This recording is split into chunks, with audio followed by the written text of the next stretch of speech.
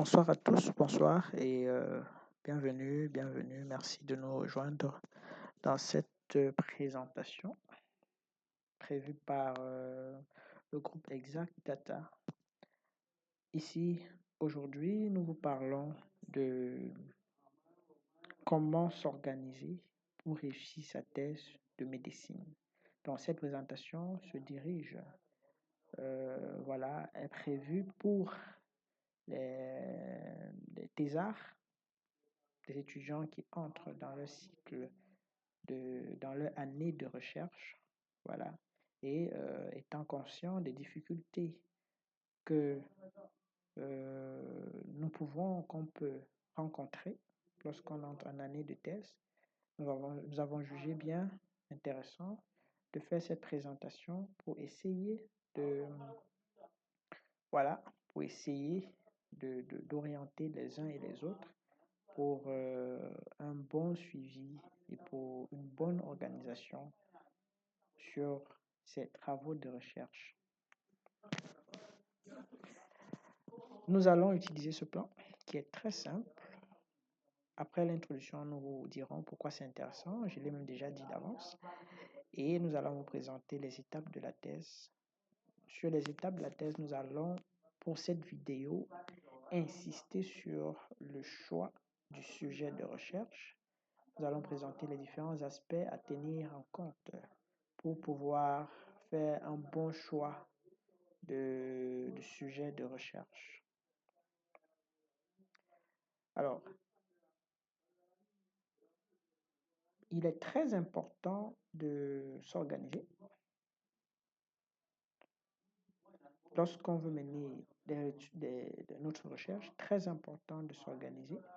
Et l'importance de l'organisation dans le succès d'une thèse réside sur le fait que ça nous permet de planifier clairement les étapes de notre recherche. Ça nous permet de gérer efficacement le temps et les ressources que nous disposons. Donc, alors, quand vous planifiez clairement les étapes de votre recherche, après avoir choisi le sujet préalable, vous planifiez les étapes de votre recherche. Ça vous permet de savoir que vous avez besoin de tel temps pour faire telle chose. Vous avez besoin de tel temps environ pour la collecte de vos données. Vous aurez besoin de tel temps pour obtenir les autorisations de recherche préalablement. Vous avez besoin de telles ressources humaines pour la collecte de vos données. Vous avez besoin de telles ressources financières pour mener à bien vos études, pour vos transports, tout ce qu'il y a à faire. Voilà. Donc, ça vous permet de gérer votre temps et vos ressources. Ça vous permet également d'anticiper sur les imprévus.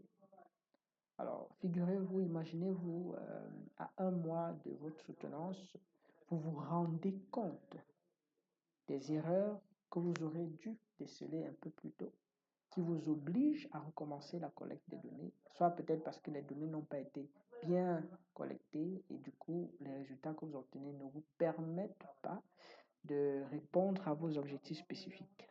Donc, c'est très catastrophique ces situations et l'organisation vous permet d'ailleurs d'anticiper sur ces imprévus. Ok. C'est d'autant plus important de s'organiser parce que ça vous permettra d'appliquer une certaine rigueur dans la méthodologie de la recherche que vous allez utiliser. Donc, alors, parce que vous aurez le temps de parfaire cette méthodologie avec vos maîtres de recherche, vos directeurs, vos encadreurs, vous aurez le temps, vous prendrez le temps qu'il faut pour établir un bon protocole, établir une bonne méthodologie de recherche pour des résultats fiables. Également, ça vous permet de faire un suivi régulier avec le directeur de thèse parce que vous devez toujours avoir ce contact à une certaine fréquence avec votre directeur de thèse parce qu'il vous permettra de raffiner, il vous permettra de parfaire votre document. Alors, ainsi, vous serez sûr que vous êtes en parfaite harmonie et que ce que vous allez dire ce jour-là, il ne sera pas étranger de cela. Ça ne sera pas nouveau, ça ne sera pas quelque chose qu'il ne connaît pas. Voilà, donc c'est toujours important d'être en contact avec son directeur de thèse.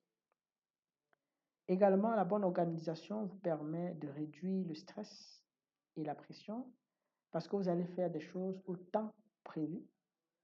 Sinon, vous vous retrouverez à la fin à courir, faire des choses à la hâte. Et quand on fait les choses à la hâte, la probabilité de le faire anormalement est élevée.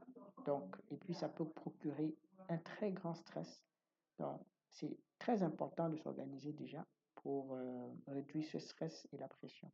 Et ça vous permet également de maximiser sur la qualité de la thèse que vous produisez. Il est intéressant, comme on disait, de parler de ce sujet parce que nous sommes conscients des difficultés des nouveaux chercheurs également. Nous avons la responsabilité, nous nous donnons la responsabilité de propager la bonne information. Voilà. Alors, nous allons parler ici des étapes de la thèse. C'est très important de connaître ces étapes parce que ça vous permet de vous organiser et nous avons donné l'importance de l'organisation lorsque vous menez votre thèse. Alors, la première étape, alors je veux préciser que ces étapes ne sont pas les grands chapitres de votre thèse, non.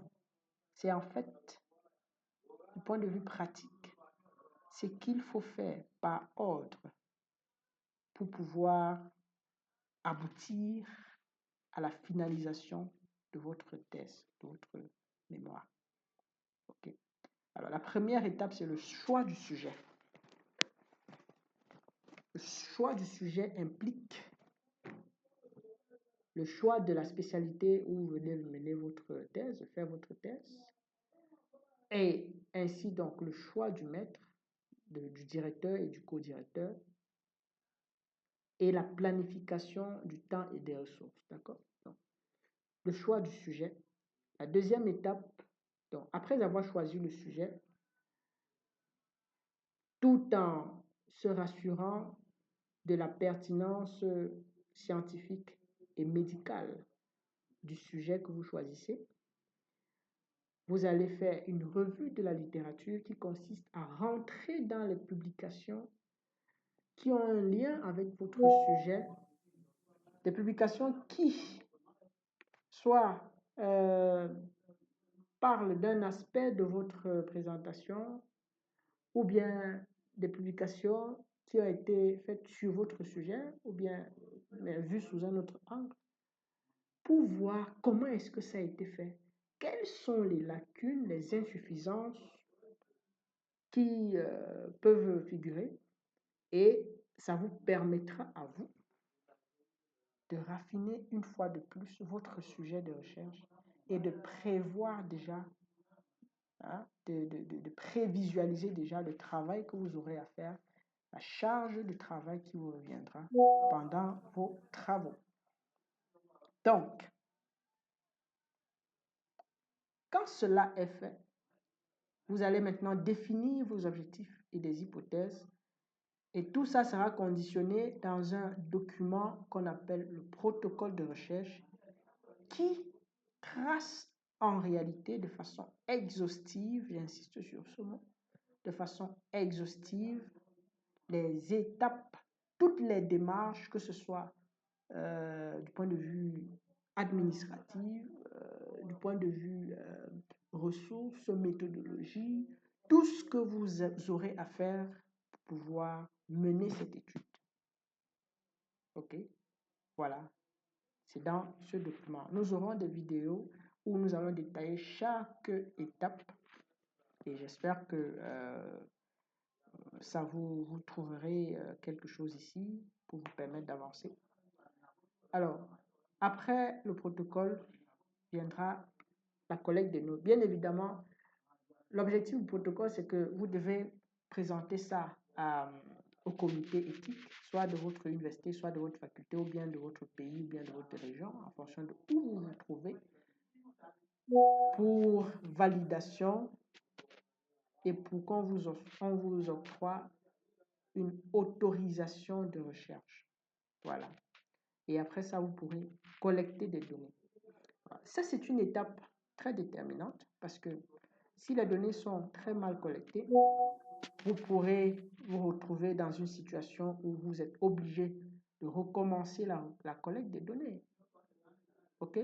Voilà. Donc, c'est très important, la collecte des données. Alors, comment faire pour mieux collecter les données? Il y aura également une vidéo sur ça, mais déjà d'emblée, je vous dis que généralement, avant de collecter les données, vous devez travailler avec un statisticien qui connaît l'analyse des données parce que c'est lui qui pourra vous dire comment est-ce que vous devez collecter les données, comment est-ce que les variables doivent être libellées pour que les données que vous aurez collectées soient utilisables et vous donnent une information et vous en tirez des conclusions que vous allez présenter et vous allez donc présenter des recommandations. Donc, c'est très important de travailler avec, si vous êtes un statisticien, ok, c'est bien, mais si vous n'en êtes pas un, soyez-en sûr, ce n'est pas toujours une tâche aussi facile. Il faut travailler avec un. Nous serons très contents de vous accueillir à Exact. Donc, vraiment, si vous êtes intéressé, contactez-nous. Après cette collecte des données, l'analyste, le statisticien pourra analyser les données, commenter les résultats pour que vous soyez capable de comprendre ce que ces résultats vous enseignent comme information et pour pouvoir en tirer quelque chose, faire une discussion scientifique que vous allez présenter lors de votre soutenance. Vous allez donc après ça rédiger votre thèse. Toutes les révisions seront faites avec vos maîtres. Vous allez vous préparer pour la soutenance et viendra le jour de la soutenance. Vous allez porter les beaux habits, des belles chaussures et on va vous applaudir. Mais pour qu'on vous applaudisse, toutes ces étapes doivent être parcourues de façon chronologique. Voilà. Et il y a toujours une dernière étape qui consiste à finaliser votre document et déposer selon les recommandations de votre université. Alors, comment se fait le choix du sujet de recherche? C'est la thématique de ce jour. Dans une prochaine vidéo, nous allons parler de la revue de la littérature, mais de nos jours, aujourd'hui, autant pour moi, nous allons parler du choix du sujet de recherche. Le choix du sujet de recherche, c'est une étape cruciale dans la réussite de la thèse et ça peut avoir une influence sur votre motivation à vous. Parce que si vous avez un sujet et que vous ne vous y trouvez pas, vous n'êtes pas sûr de comprendre, ça ne vous motive pas. Et également, ça peut avoir un impact, une influence sur la qualité et la faisabilité de la recherche. C'est pour ça que c'est important de parler de ça. Alors, quelques aspects clés à considérer pour un bon choix de sujet. Premier aspect, c'est la passion et votre intérêt personnel. Alors, moi, j'ai choisi de faire ma thèse en gynécologie obstétrique parce que j'aimais la gynécologie obstétrique. Et je souhaitais bien me spécialiser en gynécologie obstétrique. Ok, donc il y a la passion et l'intérêt que vous avez pour une spécialité. Vous devez également considérer la pertinence scientifique et médicale du sujet. Alors, quand on dit pertinence, ça veut dire que votre sujet doit être original et innovant. OK? Alors, l'originalité et l'innovation, ce sont ces deux mots qui doivent vous orienter également lorsque vous faites le choix de votre sujet. Je prends un exemple. Originalité est pour dire que éviter des sujets en so what, ça veut dire des sujets, par exemple, vous voyez quelqu'un à Yaoundé, on a étudié les facteurs associés au décès des patients pris en charge pour la tuberculose. Et vous venez, vous voulez faire ça à Garoua, ou bien vous voulez faire ça à Fumbal, ou bien à Banking. Alors, est-ce que c'est original? Est-ce que c'est innovant? Non. OK? Donc, ou bien, on a travaillé sur on a par exemple travaillé sur la prévalence, le risque de décès des enfants pris en charge pour paludisme au Cameroun. Et vous vous dites, bon, c'était au Cameroun. Est-ce que c'était alors à Bafoussam? Vous voulez travailler à Bafoussam? Là, c'est pas original. Et ce n'est pas trop intéressant. OK?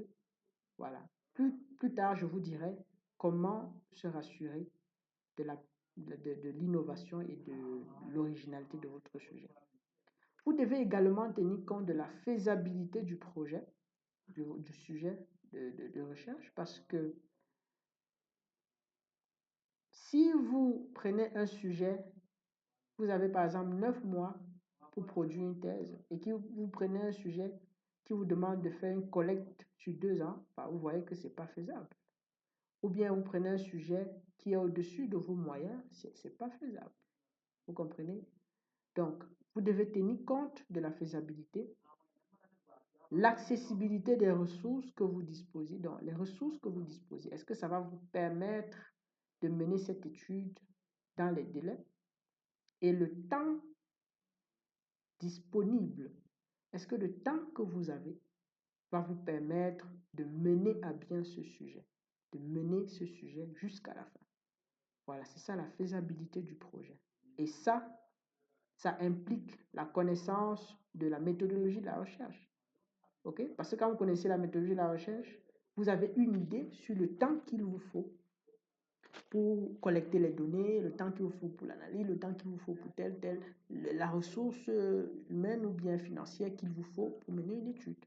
Voilà. Alors, souvent, c'est bien, pour être sûr de la faisabilité, c'est bien de communiquer. Communiquer soit avec les collègues, communiquer avec les enseignants, communiquer avec vos aînés académiques, ou bien vous pouvez toujours contacter Exact Data. Nous pouvons vous orienter aussi dans ce sens-là. Et puis voilà, vous trouverez votre compte.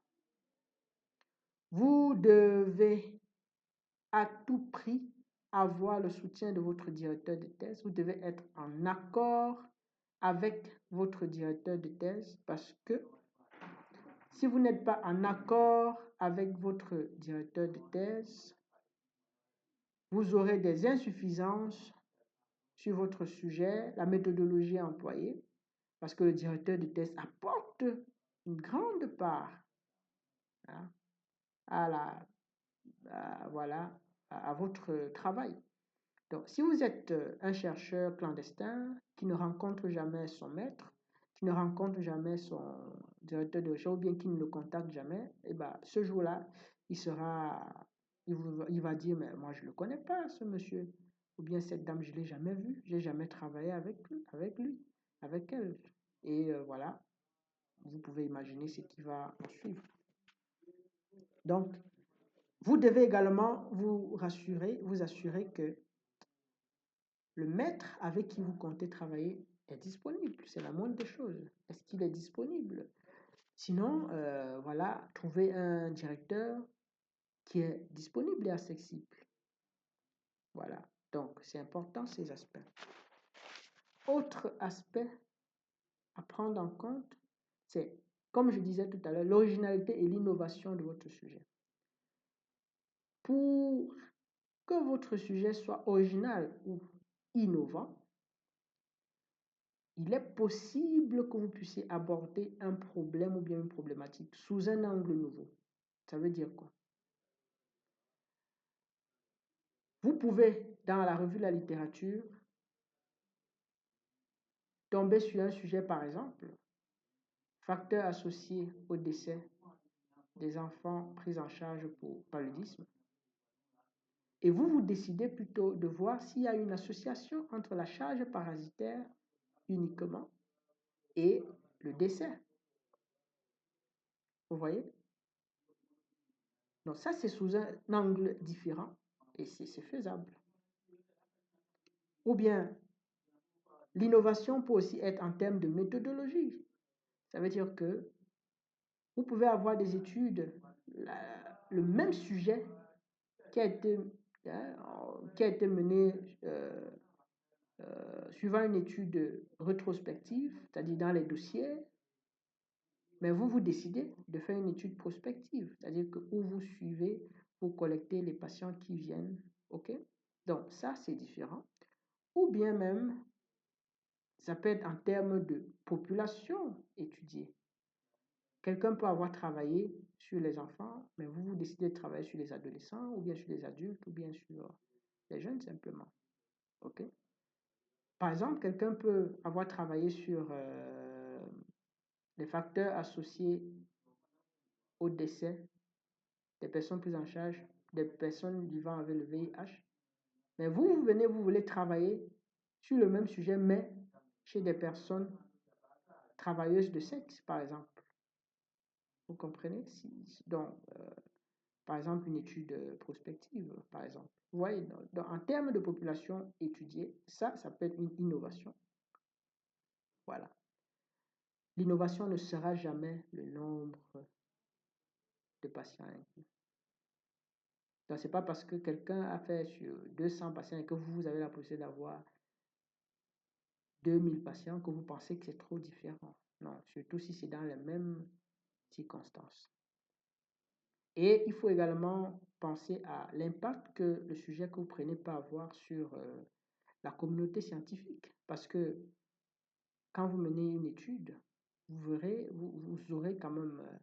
il faut qu'à la fin, que ça apporte quelque chose. Que ça apporte quelque chose, que ce soit dans votre carrière ou bien que ça change quelque chose dans la communauté scientifique. Qu'après votre étude, les gens pensent autrement, que les gens aient quelque chose de plus. Voilà. Donc, ça, ce sont les aspects qui vont vous permettre de faire un bon choix de sujet d'étude. Donc, nous vous invitons à une prochaine présentation qui sera disponible très bientôt, où nous présenterons, nous allons présenter comment est-ce qu'on fait la revue de la littérature, quels sont les outils dont vous avez besoin pour une bonne revue de la littérature, comment est-ce qu'on fait la recherche des articles scientifiques. Et chaque fois, nous mettrons en ligne des vidéos qui vont vous permettre d'avancer. Merci.